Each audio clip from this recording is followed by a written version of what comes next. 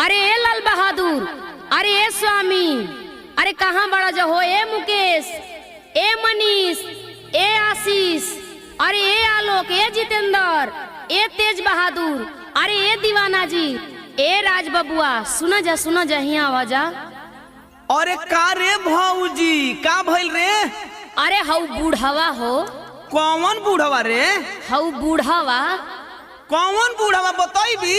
अरे हऊ बूढ़वा के नइखा जानत? हऊ बूढ़वा। कौन बूढ़वा रे? खाली बूढ़वा बूढ़वा करबी कि नामवा बताइबी कि कौन बूढ़वा? अरे हऊ बूढ़वा तेल पियावन के नइखा जानत? अरे का भइल रे? तेल पियावन, तेल उल पिया दन का रे? अरे नाही हो। अरे तब का भइल रे?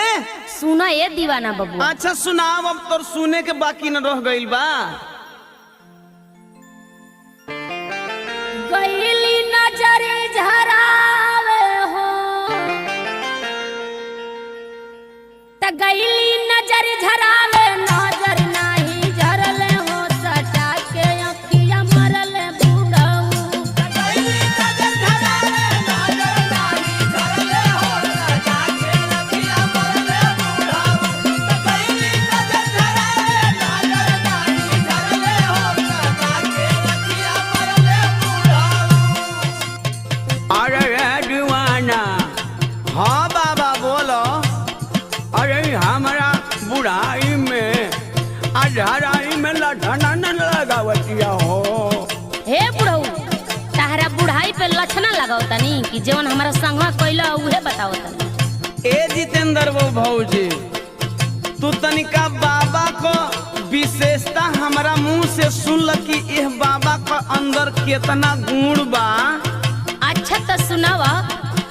वैसे तहरा बाबा की विशेषता के बारे में हम जानत तानी, लेकिन तू सुनाइए ना। अच्छा तो ये भौजी, अब तू हमारा बाबा को विशेषता सुना कि हमार बाबा में कौन कौन गुण भरल बा। फेर ना लगे नजरिया हो, फेर ना लगे नजरिया, देख के एक बेरा झरल हो, गलती से अखिया मरल बूढ़ाऊ। फेर ना लगे नजरिया, देख के एक बेरा झरल हो, गलती से अखिया मरल बूढ़ाऊ।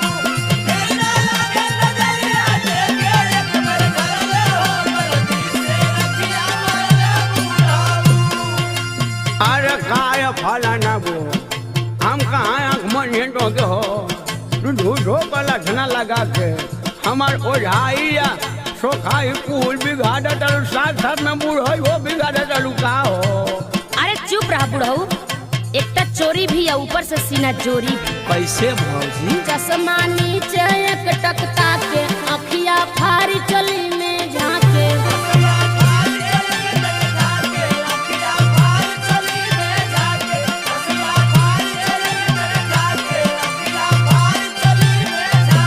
चश्मा नीचे एक टकता के, अखिया फारी चली में झाके।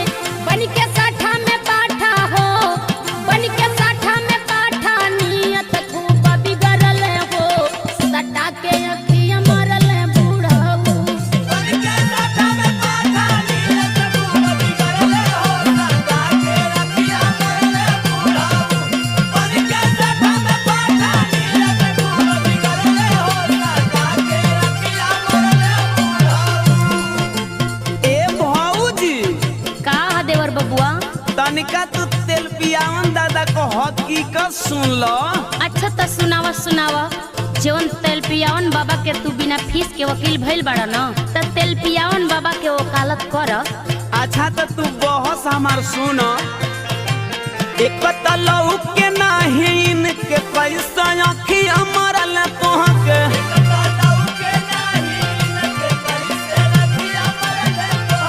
एक तलऊ के नाही इनके पैसे अखिया मरल तोहके। काहे लावेलू लक्षण हो, काहे लावेलू लक्षण, तोहरो का बिगड़ल हो, गलती से अखिया मरल बूढ़ाऊ। काहे लावेलू लक्षण, तोहरो का बिगड़ल हो, गलती से अखिया मरल बूढ़ाऊ। काहे लावेलू लक्षण, तोहरो का बिगड़ल हो, गलती से अखिया मरल बूढ़ाऊ। अच्छा तो जब उनकर हकीकत जान जेबा ना त जेवनी झूठ के तू पुलिया बांधता रह तो हर कुल पुलिया टूट जाई, कुल बुद्धि भुला जाई। जितेंद्र को अच्छा ही बताओ कि झूठ हम बोला कि झूठ तू बोला चालू हो। अच्छा तो ये दीवाना तनी हमर बात सुनो, झूठ हम बोलतानी कि बूढ़ऊ बोलता रे। अच्छा सुनाओ भौजी सुनाओ। साझे सवेरे बोलावे अकेले झाड़ी के नुनवा तेल रोज देले।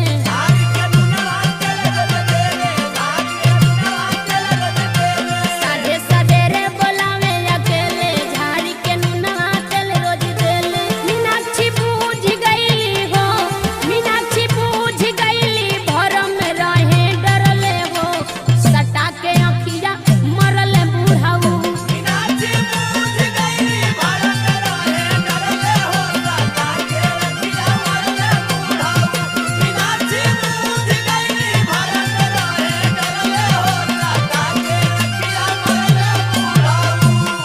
अच्छा तो ये भौजी आखिरी में हमारे को बात सुनो, आ एकरा बाद तोहार जमन मन करी तमन तू कह लियो। हाँ हाँ सुनावा सुनावा। हाँ दीवाना बबुआ, अरे सुना दो ए बुढ़ावा को हकीकत सुना दो रे, इन करो जवानिया का नशा फंस जाएगा। गांव भर इनसे नजर झरावे, कोई ना इनके लक्षण लगावे।